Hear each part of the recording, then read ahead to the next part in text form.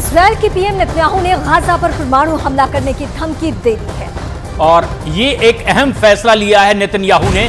उन्होंने धमकी देने वाले अपने मंत्री अमिया एलियाहू का कड़ा एक्शन लिया है। उन्होंने एलियाहू को कैबिनेट बैठक से निलंबित कर दिया है। अमिहाय एलियाहू का ये निलंबन अनिश्चित काल के लिए अभी तक रखा गया है। इस वक्त की सबसे बड़ी खबर मैं आपको बता दूं, नेतन्याहू ने एक बड़ा फैसला किया है, अपनी मंत्री को कैबिनेट से निलंबित कर दिया है। आगे की कुछ अहम बैठकों में अब वो हिस्सा नहीं ले पाएंगे।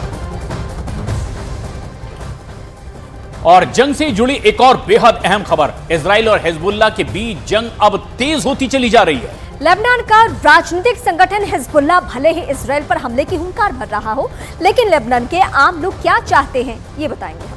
ये जानने की कोशिश की है हमारे सहयोगी ने, जो वहां इस मैदान जंग से बिल्कुल नजदीक में है। इस वक्त की सबसे बड़ी तस्वीर हम आपको दिखाते हैं इजराइल लेबनान बॉर्डर से, जहां आप देख सकते हैं कि जो ये बॉर्डर का इलाका है, यहाँ पर लगातार धुआं उठ रहा है।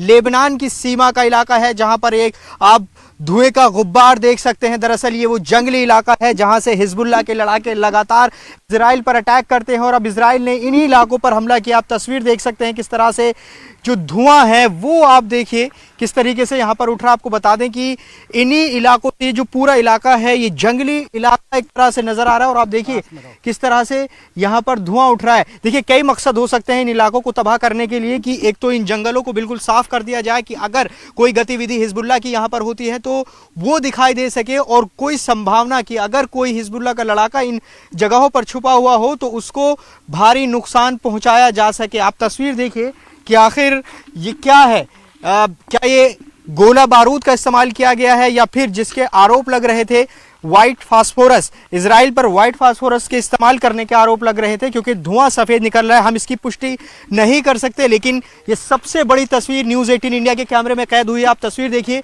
ये जो आप टावर देख रहे हैं दरअसल ये इजराइल की सीमा में है, और जो जहां से आप धुआं उठता हुआ देख रहे हैं ये लेबनान की सीमा है। यहाँ पर जो है वो हमला किया है इजराइल ने। आप देखिए किस तरह से धुआं यहाँ पर उठ रहा है। एक बड़ा जो हिस्सा है इस जंगली इलाके का वो इसको नुकसान पहुंचाने की कोशिश है। संभवतः यही कोशिश है कि अगर हिजबुल्लाह के लड़ाके इन इलाकों में छुपे हुए हों तो उनको भारी नुकसान पहुंचाया जा सके। आपको बता दें कि यही वो इलाके हैं जहां से हिजबुल्लाह के लड़ाकों ने अटैक किया था इजराइल पर, और जो कई टेक्निकल इक्विपमेंट्स थे, चाहे वो टावर हो या फिर कम्युनिकेशन सेंटर हो, उनको तबाह किया गया था।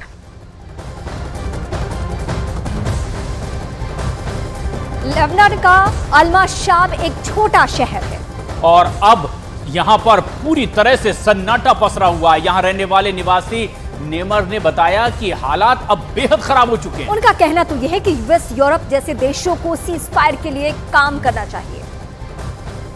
पूरी तरह से ये जो इलाका है यहाँ कुछ नज़र नहीं आएगा।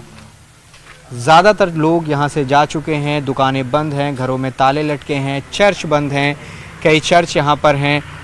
तो बड़ी संख्या में जो यहाँ की आबादी है वो सुरक्षित ठिकानों पर जाकर रह रही है। जब तक स्थिति सामान्य नहीं हो जाती तब तक वो यहाँ पर वापस नहीं आ सकते। लोकल हैं वो यही चाहते हैं कि यहाँ शांति बहाली होनी चाहिए, और ये अपील कर रहे हैं अमेरिकन और यूरोपियन कंट्रीज़ से कि वो इजराइल पर ये दबाव बनाएं कि वो सीज़ फायर करे। लेकिन जो तस्वीर है यहाँ पर जो सरहद के इलाके हैं वो बेहद चिंताजनक नज़र आ रही है, क्योंकि इस युद्ध में अगर सबसे ज़्यादा किसी को नुकसान हो रहा है तो वो आम लोग हैं जिनको अपने घर बार छोड़कर कहीं और रहने को मजबूर होना पड़ रहा है।